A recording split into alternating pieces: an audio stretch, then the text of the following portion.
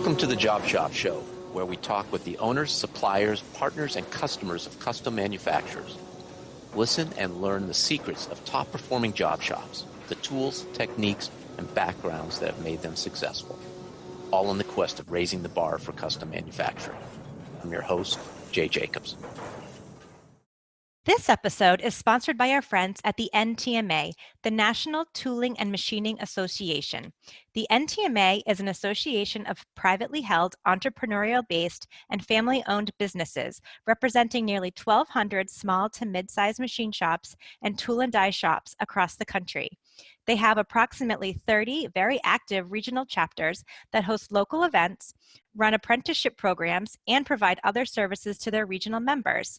As an association of peers, the goal of the NTMA is to help members of the U.S. precision custom manufacturing industry achieve profitable growth and business success in a global economy through networking, workforce development and training, technology, best practices education, advocacy, programs, and services with industry partners. To learn how your company can get involved with the NTMA, including how to join, visit ntma.org. This episode is sponsored by Paperless Parts, connecting buyers and suppliers of custom manufactured parts. The Paperless platform is a secure, ITAR-compliant, cloud-based manufacturing system for suppliers that reduces the amount of time spent on sales, estimating, quoting, administration, and order processing.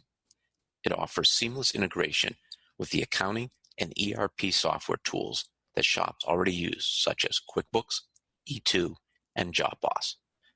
Paperless Parts was founded with a mission to make manufacturing more accessible by streamlining the quote-to-cash process. Spend less time quoting and more time selling. Shazam! This is Jay Jacobs. Welcome to the Job Shop Show. Today we are going to talk with Terry Iverson, a man on a mission. Terry's day job is running Iverson Company, an almost 90-year-old company selling new and used machine tools and integrated solutions in the greater Chicago area. But his real passion is to illuminate the opportunities for careers in manufacturing through an organization he started, ChampionNow. Terry's customers had and have voiced a common refrain: not being able to find adequate skilled workers. Terry decided to do something about it, and ChampionNow is the result. He wants to wake up America to understand why manufacturing in the USA is so important, why someone would want to work in manufacturing, and how to mentor and educate the next generation of manufacturing workers. He's the author of the book, Finding America's Greatest Champion, and he speaks often to a variety of organizations to spread his message. I know he will be preaching to the choir today, but what I hope is you take away some specific ways that you can interact with different groups in your community, primarily the educational ones, to bring young people into the manufacturing fold. And if you are not already taking action items, to prompt and prod you to do those yourself. Welcome to the Job Shop Show, Terry. Good morning, Jay. Thanks for having me on. I really appreciate the opportunity. Yeah, it's great to have you here. So excited to get into some items that we can all do as shop owners and make a difference in our community. But before we start talking about that, I wanted to ask you, because you're in the machine tool industry, what industry trends you're seeing in your area of the country, the greater Chicago area. And for the listener, it's early August 2020 and COVID is still raging in parts of the country. So if you can just share some of those things that are happening in your area, Terry. Well, what I've seen is, a number of people that would be buying machine tools because they have the current need. They've, because of COVID and because of cash flow is so critical for all of us, is they've, kind of pulled back a little bit in trying to conserve cash, and despite the fact that they probably do in some cases have a need for new equipment, but they want to pull back and try to wait this out and preserve cash and preserve personnel so that when this gets rocking and rolling again, they don't miss a beat. But it's a tough time right now. Are you seeing any difference between the attitudes of smaller shop owners and larger shop owners, or is it uniform? Well, I think smaller shop owners, their cash flow and their reserves are probably not quite as vast as larger shops.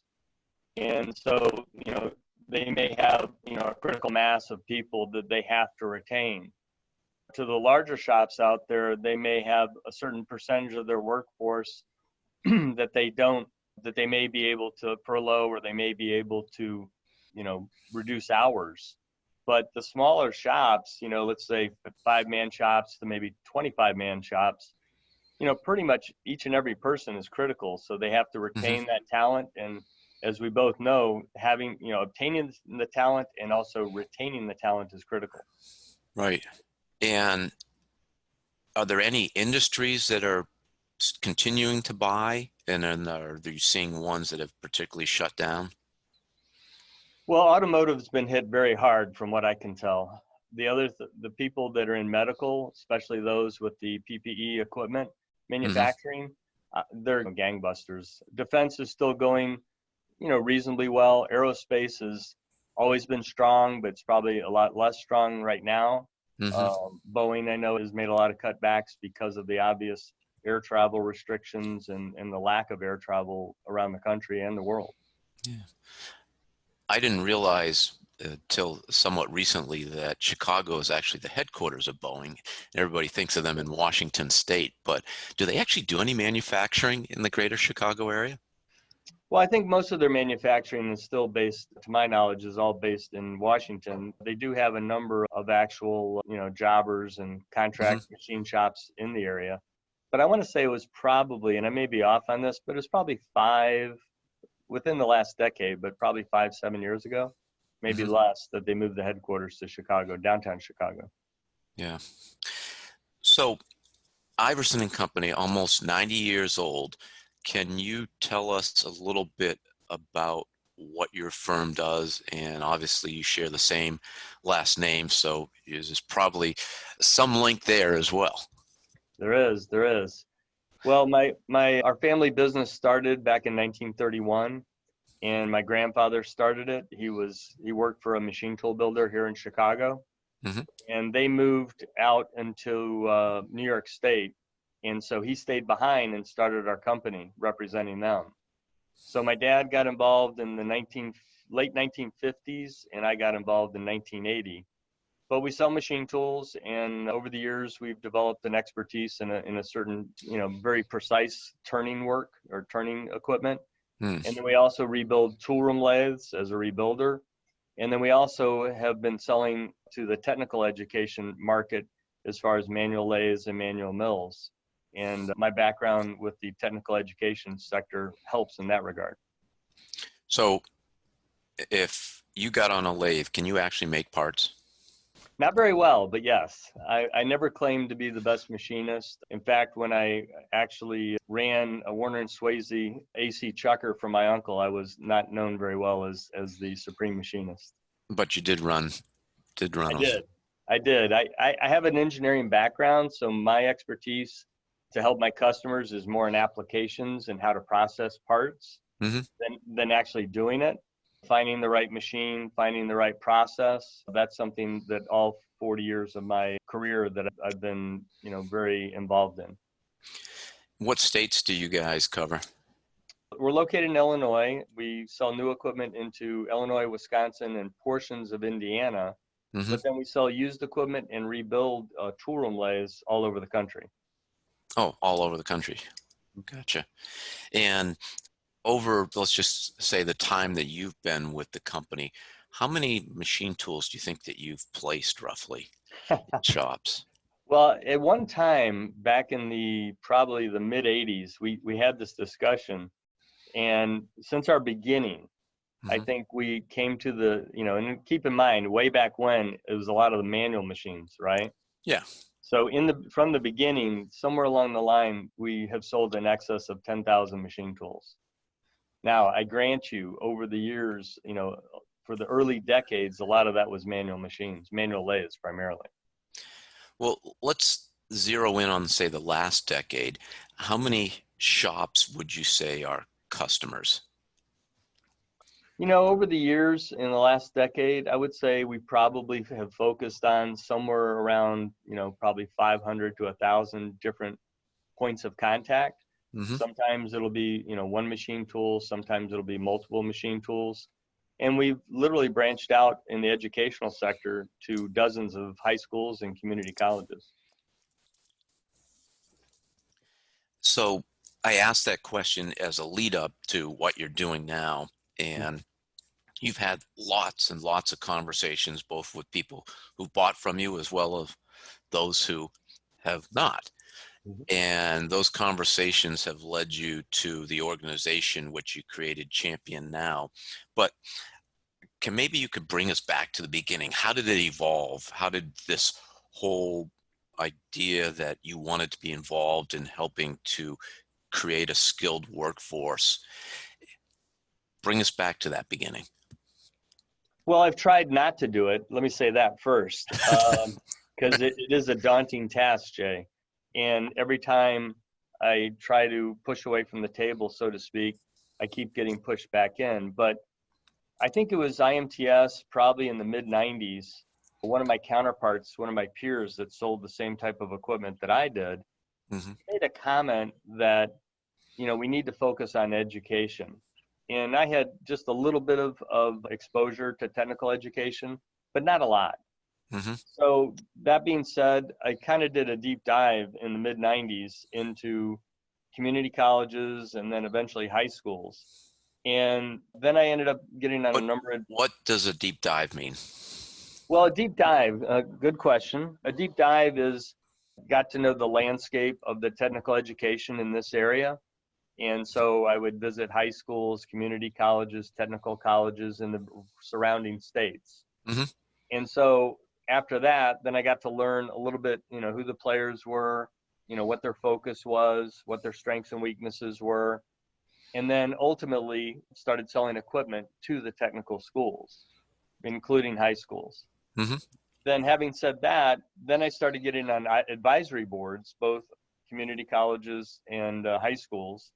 And then nationally, I got on 2 or 3 boards, one at TMA here locally, Education Foundation, one in Washington, D.C., the CTE, Career and Technical Education Foundation, and then one called FLATE down in Florida.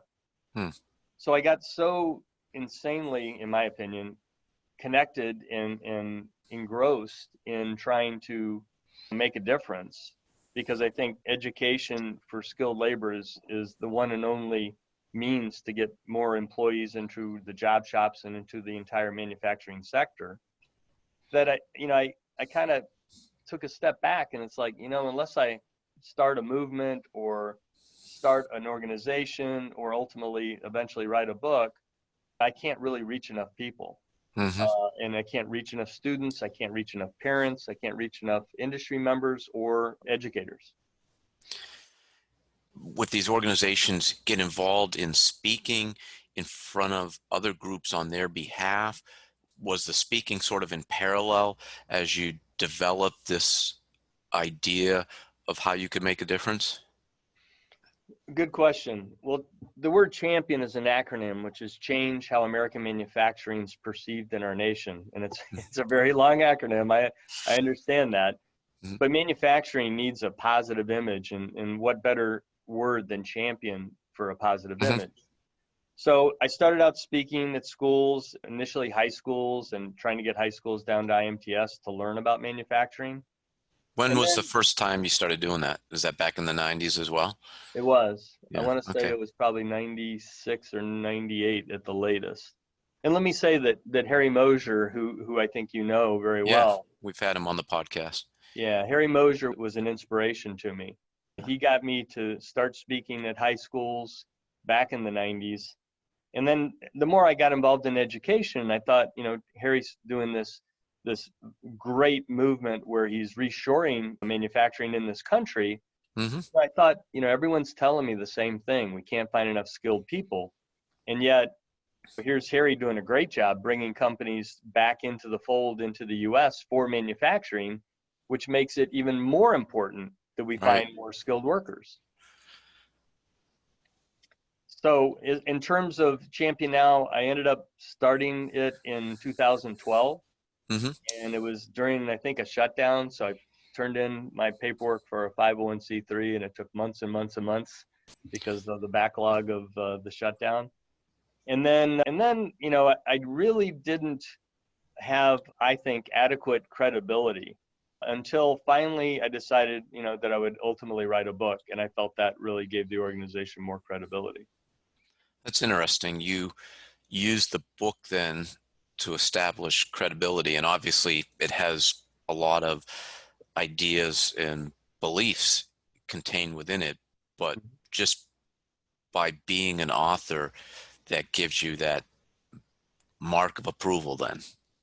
I don't know if I agree with just being an author. I think putting the passion and time and effort in collecting a lot of really good concepts and really good ideas and taking the best of the best that I've seen, which means there's still more of the best out there.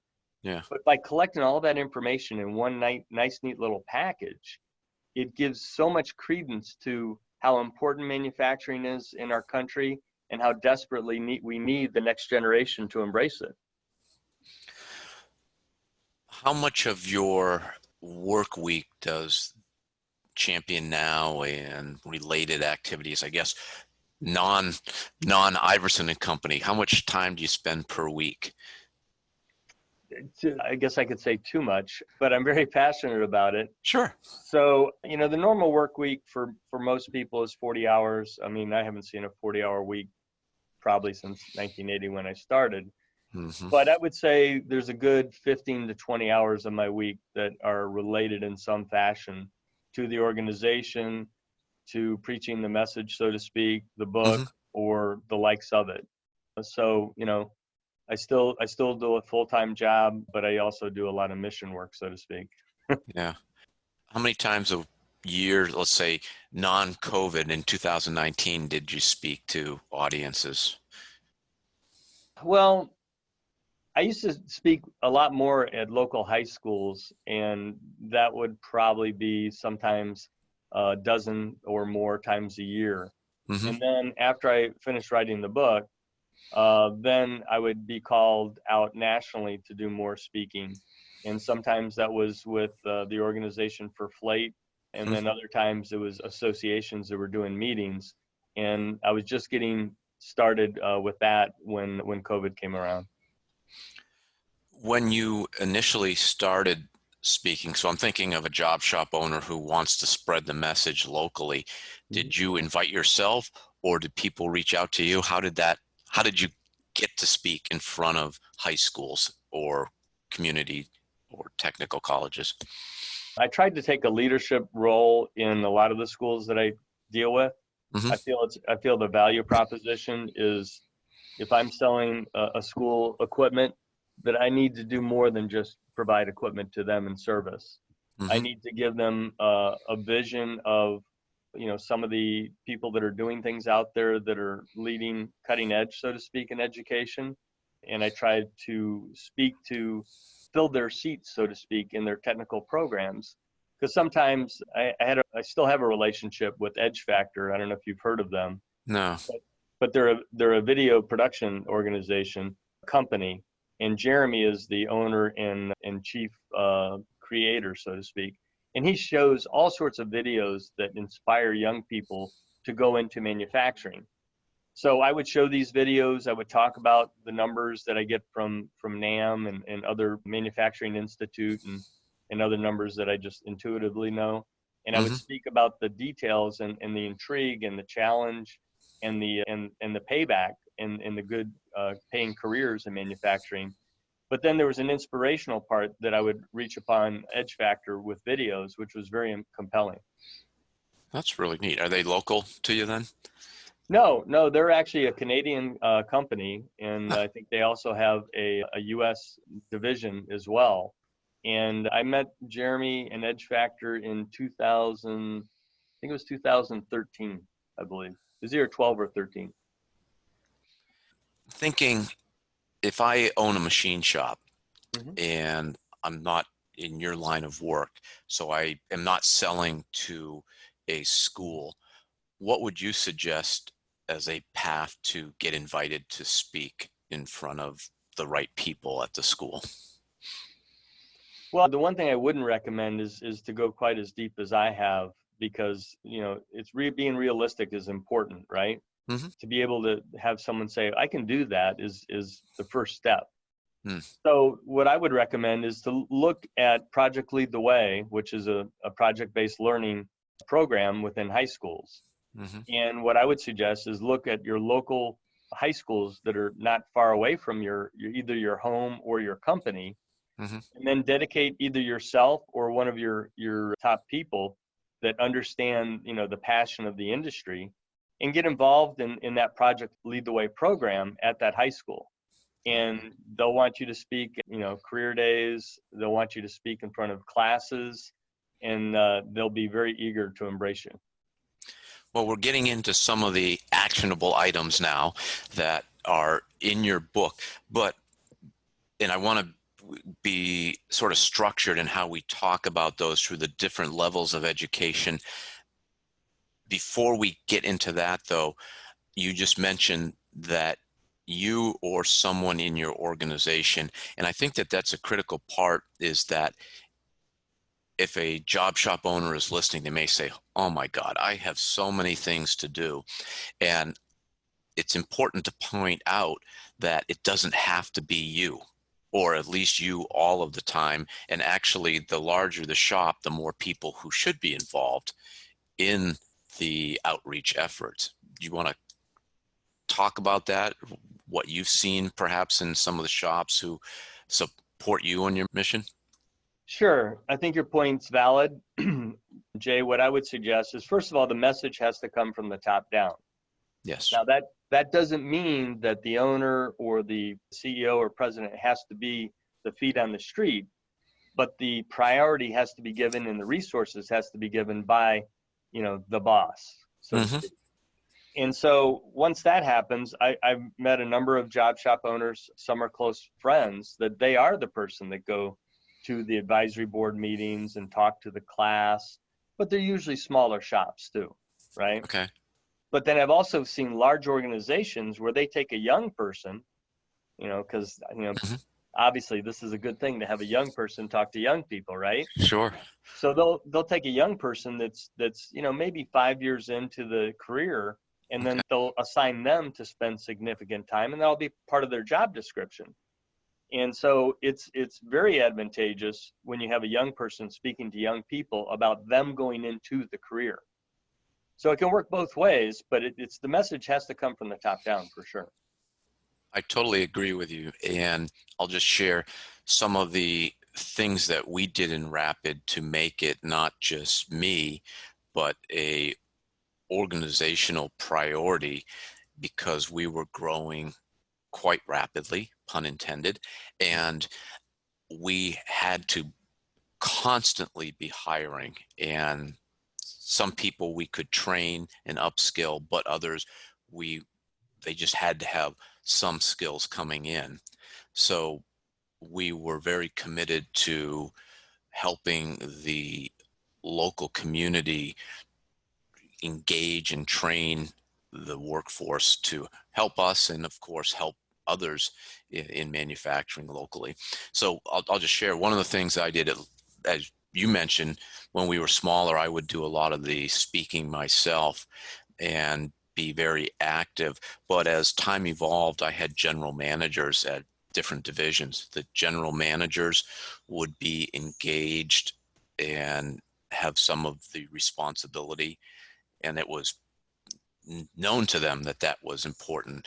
HR was specifically tasked with having a very tight relationship with the local community college who had a machining program as well as a quality program. And we helped them initiate the quality program, because finding adequate skilled quality folks is hard as well. People think just the machinist, but okay, great, we got parts, who's going to inspect them? So quality was super important. We donated Mastercam software to that community college. We had multiple team members who were primarily at the community college instructing in the evenings. And we just encouraged in so many different ways for people to spread the gospel of manufacturing. You're going to talk about Manufacturing Day a little bit, but we would open up our doors and we would have busloads of high school students come in from the ones who had technical programs. We would have a open house once a year, and we actually encouraged our competitors to come in and walk around, and as well as the families of all of our team members. We thought that that was important because it, beyond allowing the team members to share what they're doing with their families, I think it also, because they were bringing their children, gave them a sense of what manufacturing could be too. So just so many wins with an open house once a year. That's some of the stuff that we did at Rapid, but let's talk about some of the specifics that you outlined, and maybe starting with the community in general. Sure. What we can do. Yeah, well, I think from the community standpoint, I think it's important that you have, first of all, a social presence to begin with. Mm-hmm. You know, there has to be some background and foundation before you go out and speak and before you go out and promote manufacturing careers. So you got to have a presence, especially when you're preaching to a young audience. When you say presence, what do you mean? Just that the community is aware that your company exists, or are you talking about you as a person? Probably the company first and foremost. But when it comes to, you know, Facebook and Twitter and other platforms that young people can relate to, I think it's important that you're there first and then you show up second. Gotcha. So, you know, if you show up and you're involved and engaged in front of young people and you don't have a presence, then they go to look and you kind of lose credibility with the young audience. Does that make sense? Yeah. And it sounds like, again, probably most of the listeners, if they are shop owners, are not the ones who want to be posting on social media. So it's a great way to get that younger person involved in your shop again. Totally. And the people that I've interviewed in the book, and particularly in subsequent following books, you know, they're young. Sometimes it's the owner's son or the owner's daughter. And, you know, to that point, you know, there's way too few women in our industry. So if you have a champion within your organization that's a young lady, there's no, you know, it's a double, triple win to have them to be the ambassador. So, sure. You know, now you're appealing to the young women at these schools that they see this individual, this young woman, as a role model, and it's much easier to see than an old guy like me coming in and saying, "Hey, manufacturing's great," right? Yeah. So, but you know, Manufacturing Day, we had a years ago in 2012, to be precise. We had a meeting here with Edge Factor and many leaders around the country. And FMA at the time, they were out in Rockford. They've since moved, but they were at this meeting. And one of the things that Edge Factor and Jeremy and I were trying to convey is that we need to visually promote manufacturing, and we need an opportunity, a day, to promote our craft out in the marketplace or out in the culture. Right. And Pat Lee from FMA at the time, she stood up and she says, "Hold on a second. We have something on our board of directors agenda to approve, and it's called Manufacturing Day." So literally right after that, FMA approved Manufacturing Day and it became an event. And for those people that don't know about Manufacturing Day, basically you're opening your doors to be able to promote your businesses and your processes and your careers to the public. What I think is really cool is, you know, a picture's worth 1,000 words, right? Right. The manufacturers of today, especially the really successful ones, you know, their shops are clean, their processes are automated. Yeah. And once again, I'm preaching to the choir here. But to get a mom and dad and a child, son or daughter, to come through and see it firsthand, man, that's the secret sauce right there. You just mentioned something which I think is super important, is that we have to erase the stigma of manufacturing being dark and dingy to the parents of somebody who may be thinking about entering manufacturing, because the young person who's exploring career options is definitely going to be influenced by their folks. So yeah, I think the easy part, there's two elements to this passion and mission I'm on.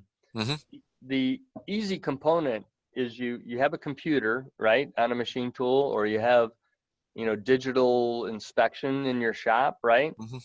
It's really easy to think that a young person who's grown up on technology their whole lives, ever since they were 4 or 5 years old, it's a pretty easy transition to say, look at all this digital excitement, right? Right. They've been challenged visually, ever since they came out of the womb, basically. The challenge is the parents, and it's very difficult to reach them, and it's very difficult to bridge beyond our culture and get to the parents so that they'll have the opportunity to allow their young person to look at manufacturing careers. Yeah. And let's face it, we're fighting the media. We're fighting old perceptions, decades and decades of antiquated perceptions. And to be honest, as an industry, we've done a poor job at marketing our craft and marketing our careers. And we have to step it up. Yeah. It's a small thing, but it made me think of something that we did at Rapid, and the intent was not to educate the community or promote Rapid to the community, but every year we gave out 2 t-shirts to folks. Actually, you got 2 t-shirts when you join the company, and then you get another t-shirt every year, and we would have on the front say Rapid Machining, and then on the back every year we had a different saying or slogan or motivational phrase, and it usually tied into a theme that we were working on, but it also was sort of a status symbol on the number of different t-shirts you had when you were coming into work. But I would often see those out and about on weekends, and it was really cool seeing Rapid embedded in the local community just by wearing a t-shirt, as well as I'm thinking you've probably done something like that with all the schools and just different people. We would sometimes send them to customers. So something as simple as a t-shirt, it makes your team members happy. They always are very proud to be wearing the company logo at work. And it also has that benefit of making the community aware that, hey, there's a manufacturing company, and just those little things, they all add up. So Now, one of the things I did at Palatine High School here locally is I had some ChampionNow shirts, and I was trying to come up with a concept of promoting the industry, well, actually the Project Lead the Way class within their school. And so their particular instructor, leader of that department, Mark, I gave him some shirts, and I said, here's 5-10 shirts to your leaders in your project, in your class. Here's 10 fabric pens. See, between these 10 students, who can get the most signatures within the class on their shirt. And I think it was Allison. I have a picture of her somewhere on my laptop, but she must have gotten a couple hundred signatures on her shirt. So what it did was it was a fun way to promote the program. And because one of the things I have on the back of my shirts is manufacturing creates, and the S is a $sign. Yeah. And so it gets people to ask, what do you mean manufacturing creates? Well, it creates money, it creates jobs, it creates products. Right. And so everyone would start asking about it. So there's a concept is not only take your t-shirt, but hold some sort of small contest with some small prize of some sort and see who can get the most signatures on that shirt and bring it back to you. That's a great idea, and really inexpensive too, right? It is. We need to, the feet on the street and the ground grassroots promotion. We need to be more creative and do things like that. And that was one, ultimately I had illusions of grandeur of doing this in all the high schools in the area, and life got in the way and I got distracted. But I still think that was a great idea. I was just thinking that one thing we did not do, but would have been really a good way to have folks constantly see the Rapid name is wrapping our company vehicles. And certainly there's a number of companies who do that. And again, that's something that's pretty inexpensive, or putting on one of those magnetic decals, just something so that folks in your area are constantly seeing Rapid machining, Rapid sheet metal, just making them aware that manufacturing exists. Yeah, the brilliance of marketing.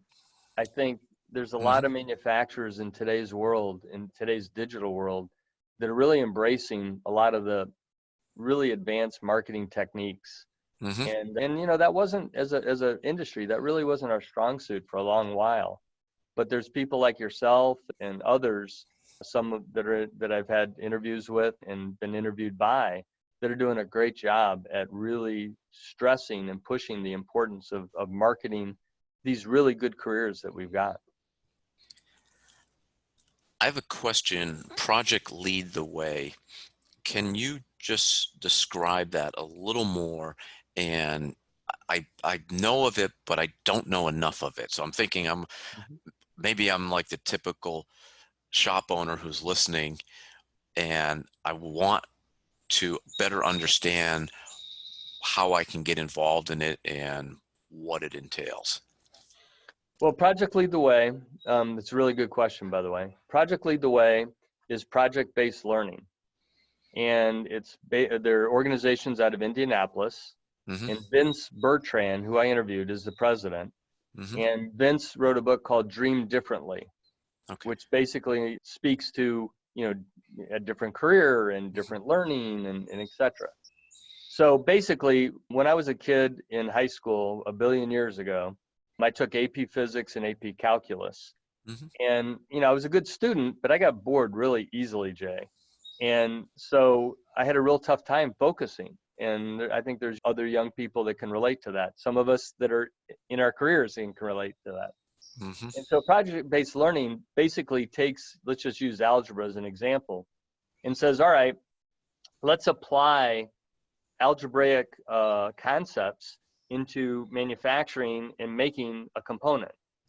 And so this algebra, there's a little bit of algebra involved in manufacturing, huh? There's quite a bit.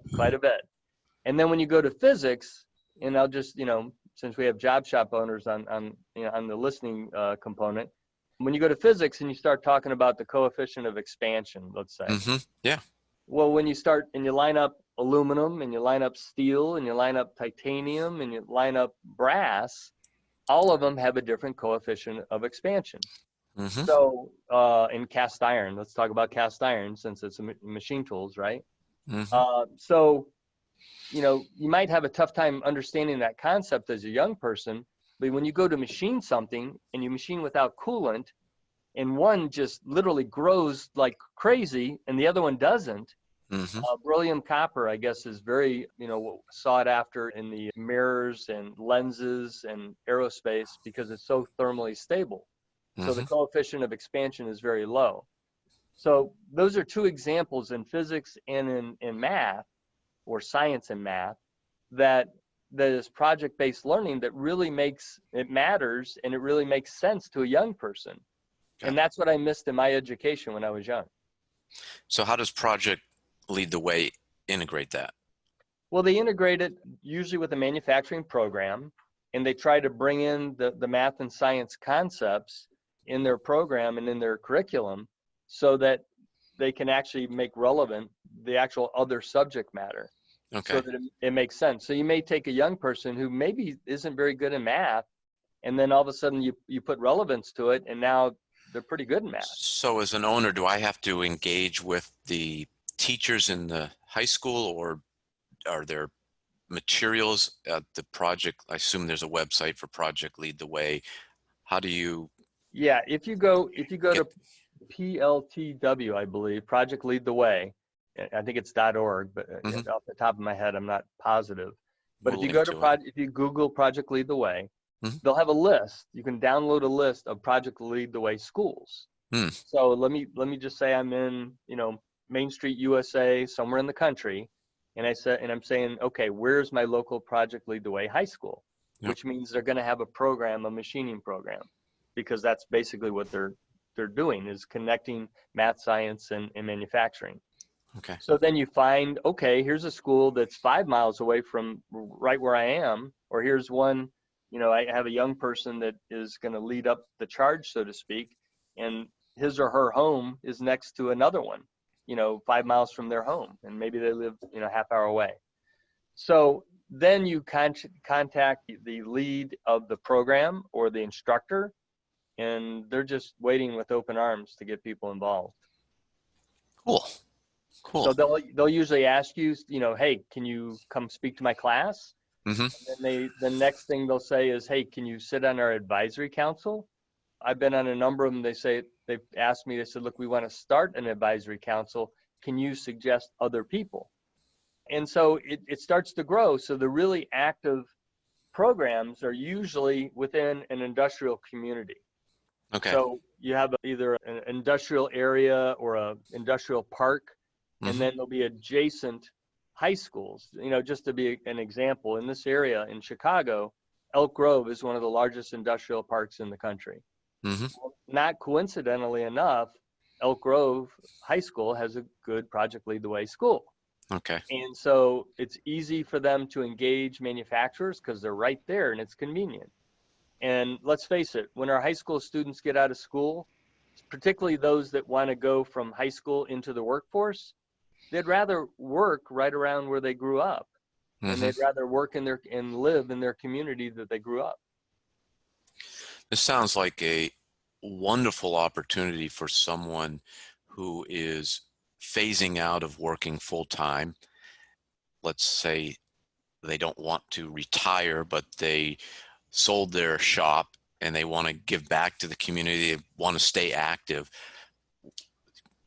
They can work with the local schools to integrate a established program. They don't have to make it all up themselves. So maybe that's something, if you're thinking about what do I do after I sell my shop, you can come up with a specific plan. And want to go back though to someone when they're younger, and let's say the elementary schools or the middle schools. What are some of the ways that we can help promote manufacturing at that earlier age? Good question. Those of us that have been on the leading edge of trying to lead the charge, which I include myself in that, are now challenging, a better word, ourselves into how we do that. I have one close friend that promotes maker spaces. And what is a maker space? A maker space is where they have some pretty basic technology. It might be a robotic device of some sort. It may be a drone. It may be a 3D printer. For basic technology. And so they'll bring in young people with their parents, young children. Yeah. And they'll show them how technology changes our lives and changes their lives. And so at a very young age, I know you know all about 3D printing, Jay, but a lot of people don't. And that's one of the later technologies that have come on. Additive manufacturing, it never existed when I got into business. Right. And it's very exciting and attractive to the younger folks. It is. So even if the makerspace only has a 3D printer, very inexpensive, in relative means, and in very good way to convey how making not only a product, but you can 3D print an assembly, right? So what better way to convey building something and the relevance of it and how it touches all of our lives, even as a young child. Yeah. I think the other thing is, when I was with Flate down in Florida, they would have coloring books for elementary schools, and the actual pictures that the children would color would actually be manufacturing content. Yeah. So they're coloring, and while they're coloring, they're seeing these images of some manufacturing setting or products being manufactured. I like that because you also get the kids off the screens, and the more hands-on kids are now doing something hands-on, and it's subtly letting them know about manufacturing. So you're actually connecting, I think, with the right kids in that sense too. Yeah, I mean, let's face it, those of us who learn with our hands, I mean, there's a lot of us that have manufacturing companies, right, Jay? Yeah. That, we work with our hands and we do better, when we're actually touching things and working on things. But one thing that I don't want to forget, and that's Lego Robotics. Legos are such a phenomenal, iconic young person toy, right? Yep. And so there's a whole element of Lego Robotics. We had a young lady that I mentored probably from when she was 12 to when she was 19. And she was on an all-female Lego Robotics team. And the TMA Education Foundation that I was on sponsored their team. And they won the state of Illinois in their competitions against all the boy teams, which I think is really cool. Yeah. And we were giving them some money to compete in California in nationals. Well, this young lady's team, I would go to their parents' homes and speak to them and answer questions for them and talk about IMTS and all that. And then ultimately, this young lady, just to connect the dots, she ended up interning for me in an internship program. And ultimately, I helped her with a friend of mine from Northwestern develop a patent pending for a product that she came up with. And so I just mentioned that because it kind of connects the dots about makerspace, Lego Robotics, coloring books. If we get this into the culture at a young age, and drones, I didn't mention drones. I should mention that's another really good conveyance of technology. Absolutely. To young people. So if we can get this into their hands at a very young age, man, those are our leaders for tomorrow. I like that. And then once they get into high school, there's definitely a lot more diversity of educational opportunities. So there's more opportunities for us to get involved. One of the things you mentioned in your book was internship programs. Do you have any suggestions along those lines? I'm really glad you brought that up. I think one of the low-hanging fruit in today's market for job shop owners is internship programs. When you go to your local high school, challenge them and say, hey, do you have internship programs? Because we want to have interns. Now, the challenge is sometimes you may have to have them start in the office because, but until they're 18, you don't want them out on the shop floor, right? Right. Been there, done that, right? And so consequently, you have to be creative in how you engage them in either marketing or accounting or CAD work. A lot of these programs, they have good CAD programs. So you get an intern, and let's talk about less than altruistic. I know I talk about with you and others a lot of altruistic intentions. But if you have an intern, they're freshman, they're sophomore, they're junior, and their senior year, there's your next employee, okay? And some of these internship programs, sometimes they're paid for, by programs, and sometimes, you're paying them. But either way, it's a win no matter what. I remember we had one individual in particular who was one of the students bussed in for a manufacturing day, and then he was so excited with what he saw. I'm not sure how the connection was made, but he ended up being an intern that summer. He wasn't 18, so he couldn't be out on the shop floor, but he had some CAD skills. So he got a role in estimating, and he got the grunt work in the beginning, just setting up all the quotes. But by the end of the summer, he was a real smart kid, and he was doing some actual quoting for us as a high school student. And he went on to get a degree in mechanical engineering, and I think part of that was just his exposure that there is an opportunity in this world. So those are the sort of links. And then hopefully he went out and he needed prototype sheet metal or machining at some point, and he gave us some business as well later as his career progressed. But anyways, one other suggestion that I would, with the interns that I would have, because sometimes they were doing less than exciting work within in the organization, I would say, look, I'll stay late in for a half hour, and generally more than that, it's hard to dedicate. But I said, for a half hour, you can ask me any question you want, and about the industry, about your career, about what you've seen on the shop floor, how we connect to the marketplace or the culture outside of our company. And I would encourage that type of even if it's 15 minutes, sit the intern down and challenge them to ask questions, because today's young people, they're not going to ask questions. You have to challenge them to ask questions.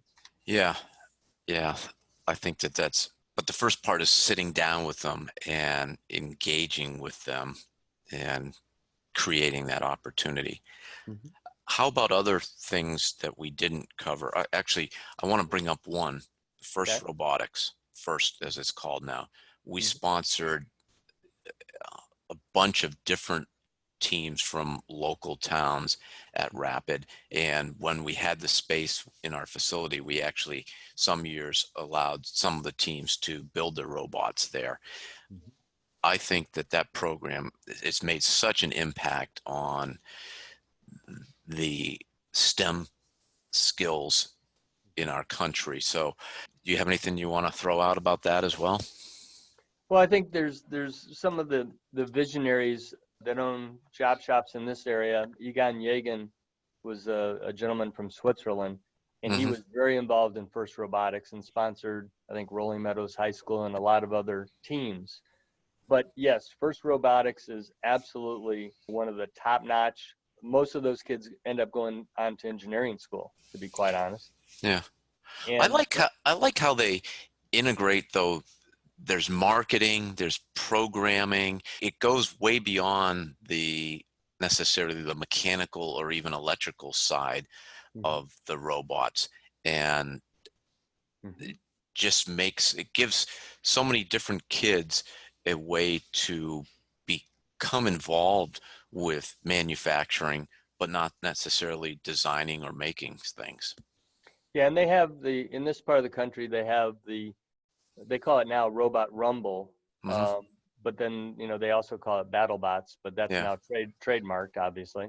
And now you're starting to see the BattleBot TV programs, and they're starting to change how our young people look at mechatronics and how they look at actually automation and self-guided vehicles. And when we start having significant change to our basic culture, that's when it makes it so much easier for you and I and people like us when we reach out to young people or parents, because it's now going into the culture. So someone decides that they want to pursue this as a career and they go to community college or technical college. What can we do to support those colleges in making it the best experience possible for someone? Well, I think, first of all, let me go back to a comment you made earlier, Jay, the retiree. And it doesn't have to be a job shop owner either, by the way. Sure. Let's say you have one of your top people, and they've been with your, like us, we've had people here 45, 44 years. These schools, these community colleges and high schools, they have a need for instructors. That's one of the biggest challenges, is when we get to the point where we fill the chairs, so to speak, and we fill the seats within these programs, the next biggest challenge is we don't have enough instructors, because they don't now. Right. So there's a great opportunity for instructors that are coming out of industry, machinists and operators and managers, to go into potentially be instructors in community colleges and teachers. So that there's adequate, knowledge, tribal knowledge to pass on. But having said that, I think, just a lot of the same things, job shops, you may have a machine tool that is technology-wise, maybe, it used to be, maybe not anymore, but it used to be a lot of top shops would upgrade their technology every 5 years. Okay. Well, now you have a 6-year-old machine tool that, let's just say you want to replace. Mm-hmm. And you go to someone like myself that maybe they're not giving you, the value that you think the machine's worth or that it's worth. Mm-hmm. Well, you might be able to take that 6 or 7 or 10-year-old technology and donate it to the school. It's still very technologically advanced regardless, Mm-hmm. and donate it to the school and have your people train their instructor on how to use it. That's a So great idea. that's a really good way to, you get some tax considerations, maybe not a lot, but nonetheless, it's probably more valuable than the trade-in value that the machine tool guy would give you for technology that's just a little bit older. And can you get a tax write-off for that? Absolutely. Yep, you can get a credit.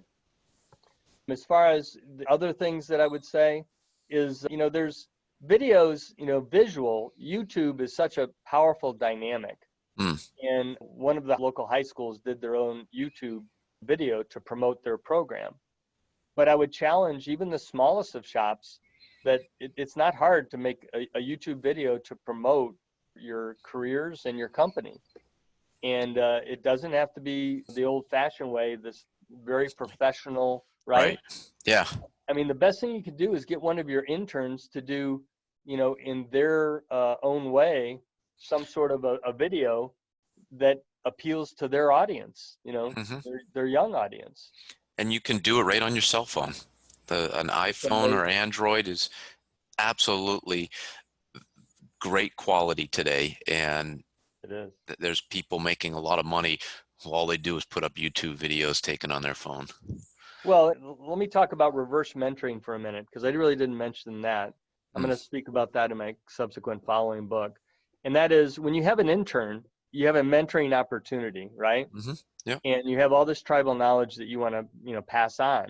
Well, some of us aren't as technologically gifted as these young interns, right? Right. So they can reverse mentor you. So here's an opportunity for you to learn from them in a different manner. They have the tribal knowledge, so to speak, about technology. Right.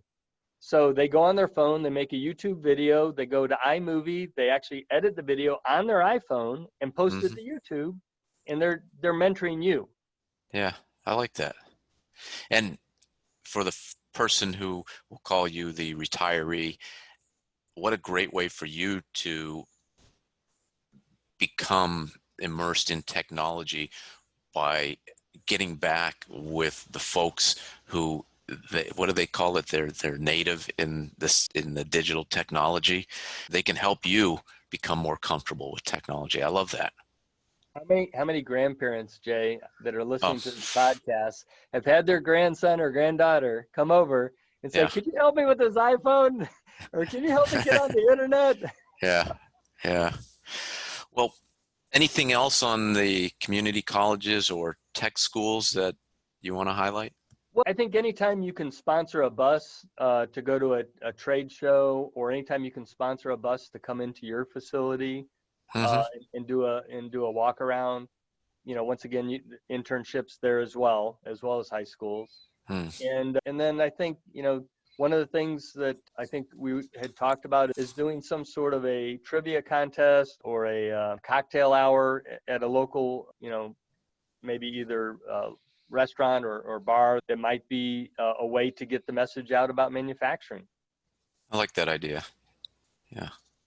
The opportunities just seem only limited by your imagination.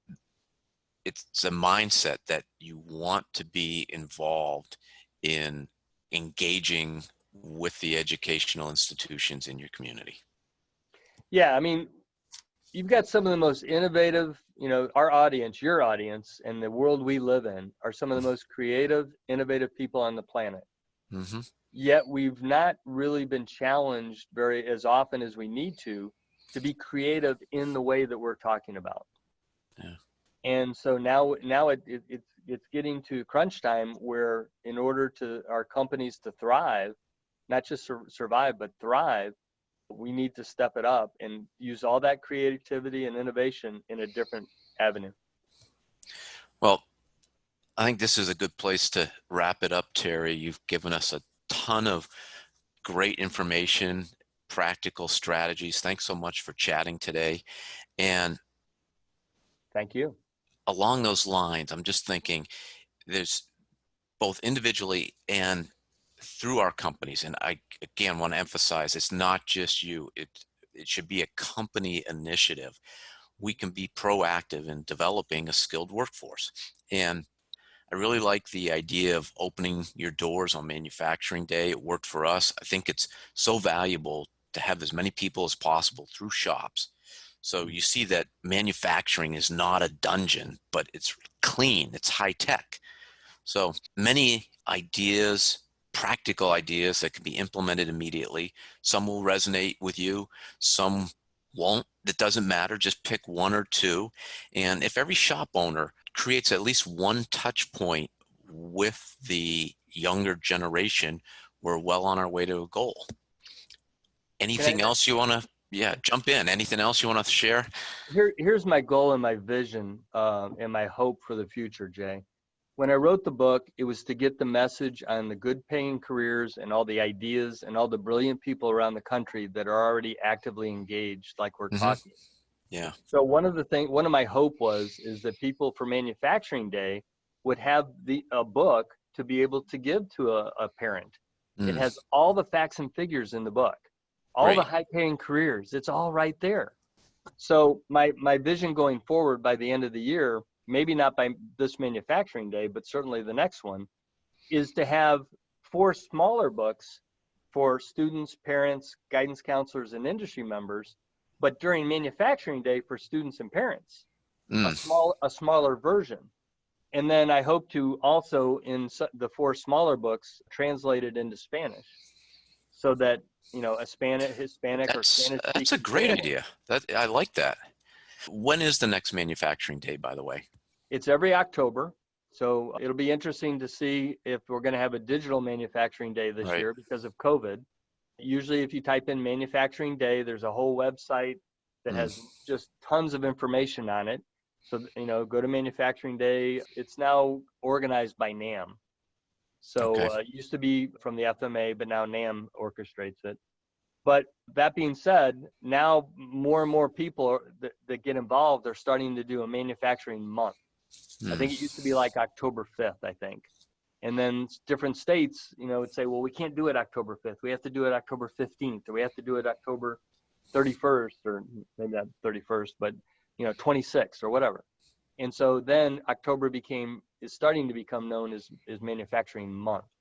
And I think ultimately that's what you're going to find, is that October in this country will be Manufacturing Day month. Terry, thanks so much. How can folks reach you if they want to connect and support you? Well, the best way to reach me would be going to ChampionNow.org. So the word champion and then now after that .org. And then at the website, I have, different contact information there. Terry@ChampionNow.org is my email address, or one of my email addresses. And then there's just a ton of information on that site. So that's probably the best way to reach me. And if we search YouTube, will we find videos for Champion Now? Yeah, there's a whole page of videos on Champion Now's site. There's a whole page of videos, interviews, podcasts. There's just a ton of information. Terry, I also want to thank you and acknowledge the countless unpaid hours you've put into this effort over the years. You are truly an inspiration. Thank you so much. And you, the listener, let's be blunt. Are you going to complain that there's no one to hire yet not do anything about it? Or are you going to be the person to acknowledge the reality and say, I'm going to do my part to change it? It's sort of like voting. One vote doesn't make a difference, but it is our obligation to vote. And like voting, it is our obligation to engage with our manufacturing community. You made the commitment to manufacturing in your career. This is part of your commitment as an owner. Let's awaken those young minds to our wonderful world. Until next time, keep those spindles turning and those lasers cutting. Have a super day.